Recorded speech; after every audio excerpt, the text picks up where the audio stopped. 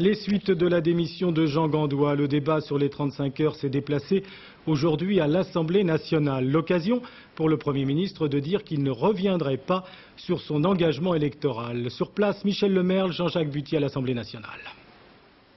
S'il vous plaît, un peu de silence. L'irruption du social dans la politique aujourd'hui à l'Assemblée. D'emblée, l'opposition montrait clairement sa volonté d'en découdre sur les suites de la conférence nationale et sur les 35 heures. La France détient à la fois le temps de travail le plus bas et le nombre de chômeurs le plus haut de la plupart des grands pays industrialisés. Votre politique va conduire à une hémorragie d'emplois vers nos compétiteurs européens, monsieur le Premier ministre.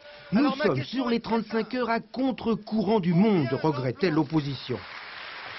Nous ne sommes pas à contre-courant du monde, nous sommes à contre-courant de l'ultralibéralisme. Et le gouvernement se propose même sur cette réforme de jouer un rôle moteur en Europe. Et puis, plaide Lionel Jospin, c'était nos engagements et le gouvernement entend bien les respecter. Il vous est arrivé de mener campagne sur un slogan qui avait intéressé le peuple et qui était la lutte contre la fracture sociale.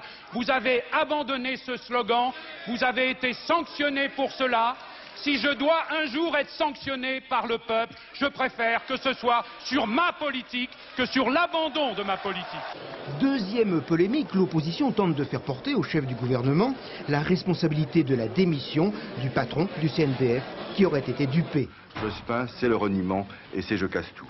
C'est le peuple français qui choisit son gouvernement et c'est le gouvernement qui dirige et conduit la politique de la nation et pas le CNPF. Martine Aubry est néanmoins prête à prendre le pari. En dépit de la position du CNPF, les patrons négocieront au sein des entreprises.